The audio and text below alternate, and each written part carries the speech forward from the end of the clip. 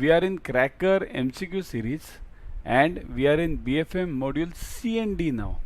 See here, up till now we have completed ABM module A, B, C, D complete. BFM module A and B complete. Okay, now we are in module C and D. Here we are covering all the objective questions related to ABM, BFM and retail.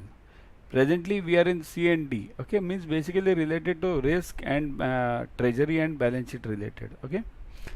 Before going ahead, I would suggest download Adda 24/7 app on your mobile. See here, what do we need for CAIIB? What do we need for studying for CAIIB? Firstly, notes, question bank. Then you need live classes. Then you need somebody to explain you, means recorded videos. And then you need test series. So all these are available on this app only. So go for it immediately. Live classes, see this in video section, you will be getting live classes plus recorded videos if you miss any class. Okay. Then also subscribe to Officers Adda 24/7 YouTube channel. Now remember, Officers Adda 24/7, this is important. Okay. On this channel, you will get all the updates related to CAIIB. Now one more, this it's now or never offer. In fact, get your CAIIB video courses and CAIIB prime test pack at the lowest price ever. Get special validity for 2 months. So all the batches, all the test packs, all the video courses, they are available at the lowest price. Use the code Y432. I'll show you how to do that at the end. Okay, let's start with the series. Okay, yesterday I had asked you one question. That question was, the balance sheet risk may result in, means what? What is balance sheet risk? In fact, if you see the financial part, balance sheet risk, this is module D question. The balance sheet risk itself includes interest rate risk, liquidity risk and foreign exchange risk. Okay, so all these three culminate into balance sheet risk. Okay, so if there is a problem in the balance sheet, that may result of any bank, that may again result into these three factors: interest rate mismatch risk, because my asset and liabilities will be affected over here. Balance sheet risk means what? There's a difference between my asset and liabilities basically, isn't it? So what is the balance sheet? Balance sheet means assets should be equal to liabilities. If I'm having the risk in that or facing some problem, it means there is some problem in the assets and liabilities, right? So when I face such risk, I'll definitely face the risk of interest rate mismatch. Liquidity will be the problem for me, and foreign exchange risk, that will also be faced by me. So the correct answer is all of these. Okay. Now today's, which of the following is not a transaction risk? Okay, which of the following is not a transaction risk? Now before understanding not a transaction risk, you need to understand what is a transaction risk, isn't it? Okay, type fast in the comment section. What do you mean by the transaction risk? Only one word, one line. Okay, type fast as much as you can. Okay, one line or maximum 3 to 4 words. Tell me about the transaction risk. Fast in the comment section. Yeah, see here, majority of you are writing now that transaction risk means it is related to the transactions which we do in the banking. Means if I am the employee, I am doing some error, then that you are considering it as a transaction risk. That's not a transaction risk, that is operations risk. Transaction risk means this is only related to, now mind my words, this is only related to fluctuations in the exchange rates. Understand this? Fluctuations in the exchange rates of the commodity. That's the only transaction risk. So which of them will be the transaction risk over here? Mismatch in assets and liabilities portfolio. So if my assets and liabilities are a mismatch, it means what? My assets are not equal to liabilities means whenever I buy them first, of course when I buy as a bank, my assets will be equal to liabilities, but due to the transaction risk, due to the fluctuations in the exchanges, okay, my assets and liabilities will always differ. Okay, so that's a part of transaction risk. Credit risk. Now okay, I'll first get the answer from you guys. What do you think? Credit risk. Price risk. Price risk means what? Price risk is the risk related to the lowering of the prices of the bonds I buy. Okay, and instrument risk. Instrument risk means what? Again remember, instrument risk means what? Financial instrument risk. I'll come to this later. The next question is on instrument risk only. Okay. So instrument risk. So what do you think should be the answer? A, B, C or D? What do you say, guys? Okay, I gave you the hint. A is not the answer because we want not. So A is a transaction risk. Okay. B, C, D. What do you think should be the answer? Correct. Okay. Price risk, instrument. Okay. It's not that. See here. The correct answer is credit risk. This is not the transaction risk. Transaction risk means fluctuations. Okay. Credit risk means what? Credit risk comprises two parts, country and counterparty. Country risk and second is counterparty. Okay. So credit risk is totally a different part. Okay.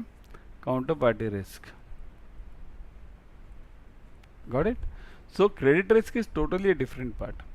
Okay, now let me come to price risk. Price risk means what? Price risk means the bonds which I buy at, let's say, X price. If the price of those bonds falls down, then when I sell them, I'll get a lower price. So that is basically a price risk.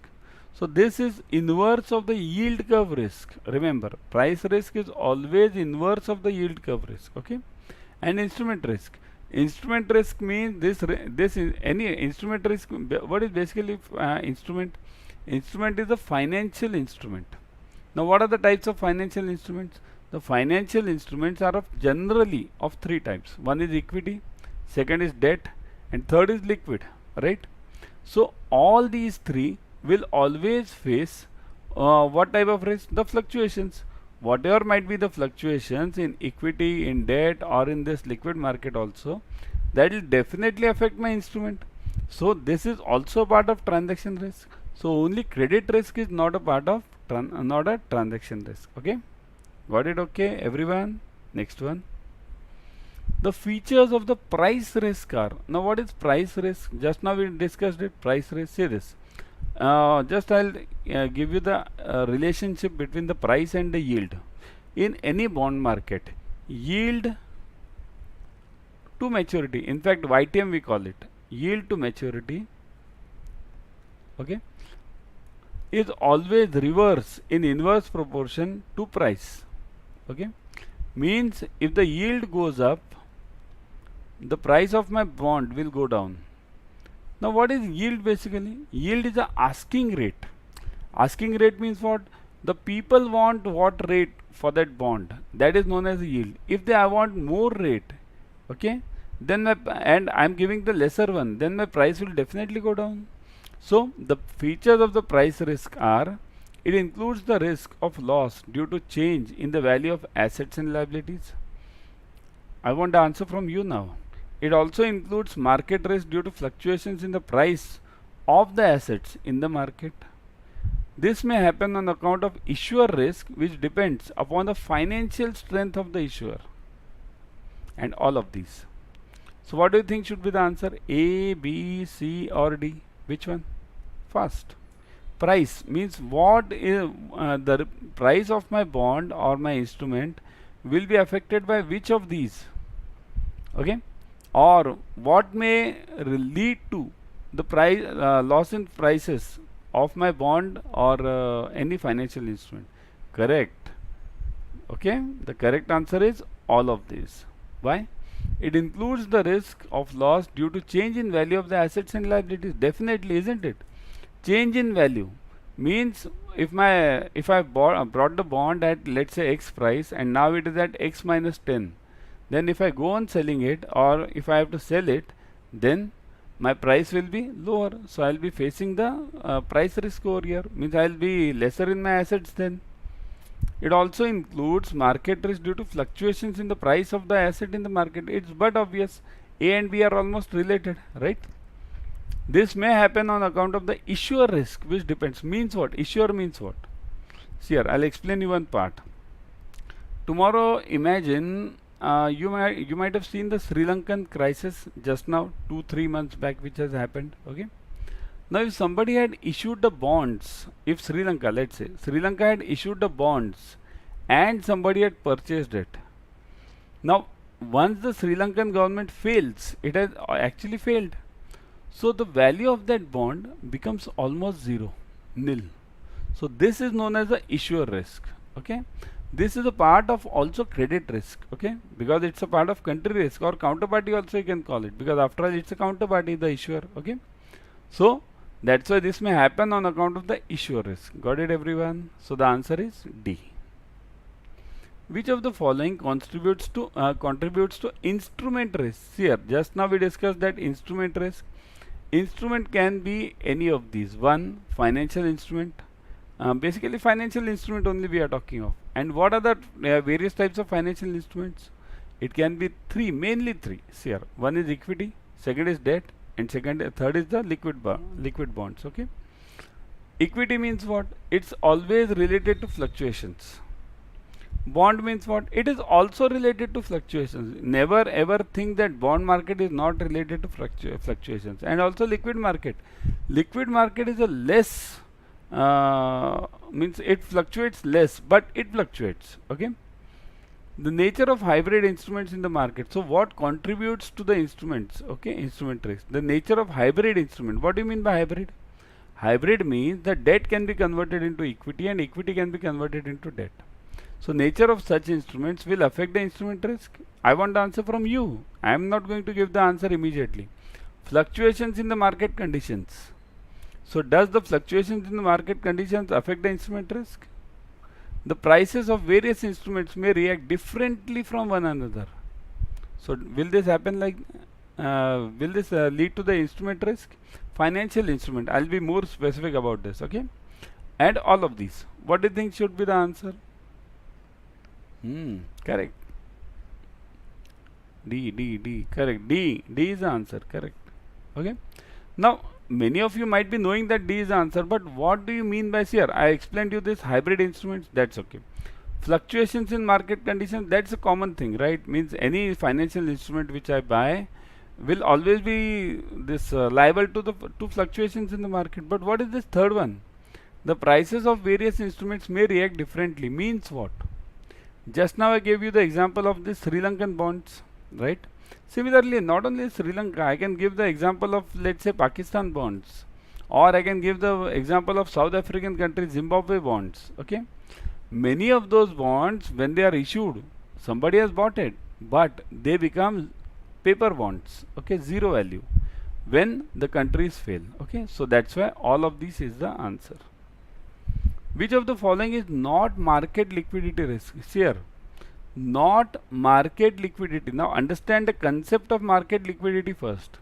Market liquidity means liquidity in the overall market. Now look at this. Okay, I'll give you a simple example. Okay, you might be having a prime property at, let's say, Mumbai, Nariman Point. Big property, very posh, and it can be sold immediately, right? Because prime property, anybody will be able to purchase it.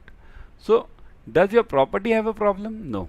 But now what happens? The market liquidity means there are no buyers in that in the market. Why? Because the money has gone. Means it has evaporated, or money is basically we are in, let's say, recession part. So the buyers are gone.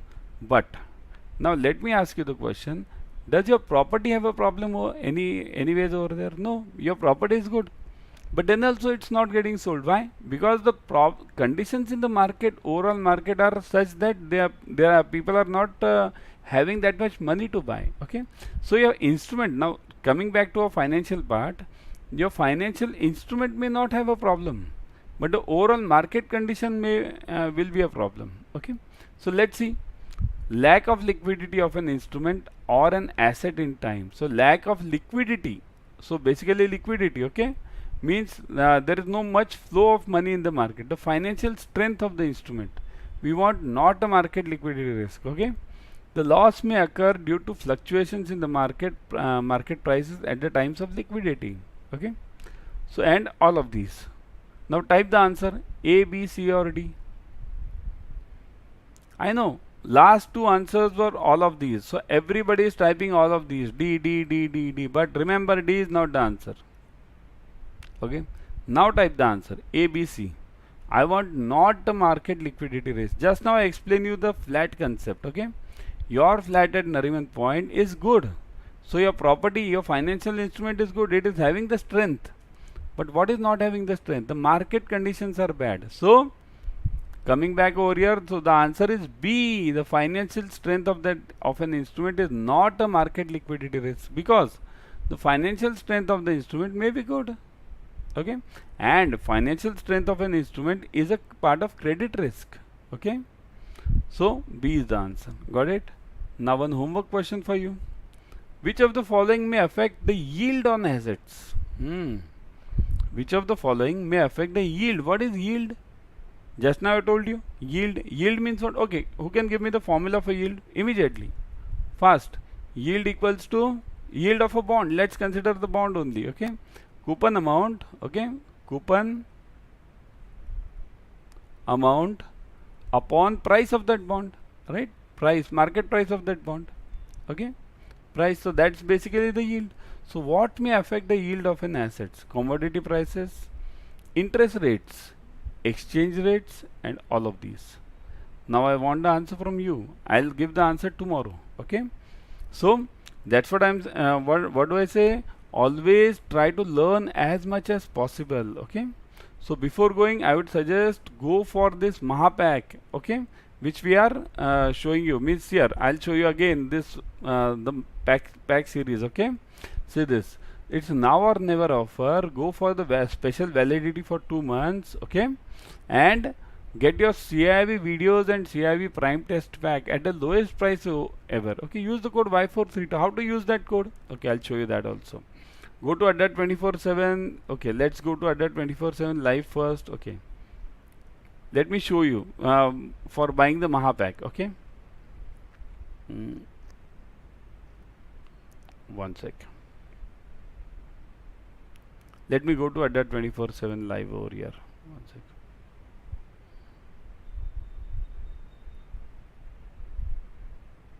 Yeah. Now let's go to let me go live over there. Yeah. Go to Adda 24/7. See this. Yeah. Once you go on Adda 24/7, click on JAIIB and CAIIB. Now you'll see the various Mahapacks. See this Mahapack, in November, December English batch. You can go for this Mahapack. Okay, because lowest fees is going on right now. See, click on this CAIIB ka Mahapack. See, once you click on this Mahapack, you read all the details over here given, right? 4+ batches for ABM, 3+ batches for BFM, 3+ for retail, and everything is given over here. All you get 4 batches for ABM, and once you have 4 batches, by just listening to the batches, you might have learned the ABM totally, right? So go for it. Similarly for BFM also. Now you'll say the fees. Now look at the fees. Click on view offers. Once you click on view offers, put the code Y432. Click on apply. Now look at this. 77% off. 32,999 reduced to 7,589. Such is the lowest price. And this 7,589, once you clear CAIIB, in how many months will you recover? Let's consider the minimum increment of 1,000. Okay. Then also in 8 months you will recover. Okay, so that's why I'm saying go for it immediately. It's an investment for lifetime. And remember, December 2022 is your last exam with the current portion. Okay, after that you won't be having this. You will be having a new portion altogether. So what is there in the new portion? Let me come back to that. Okay, see this. In the new portion you are having right now, how many papers are you having compulsory? ABM BFM. Then you will be having ABM BFM, ABFM, and BRBL, banking regulations and business laws. These 2 are the additional ones. Then why do you go for this May 23 and take additional 2 subjects, right? Clear it within December 22 only. The registrations have already started. Go for it immediately. Also there is a negative marking from May 23. Also the electives which you are saying is rural, HR, IT, central banking and risk. Is there any retail elective? Right now you have retail, which is the easiest one. So go for it immediately. Okay. Tomorrow I'll be back.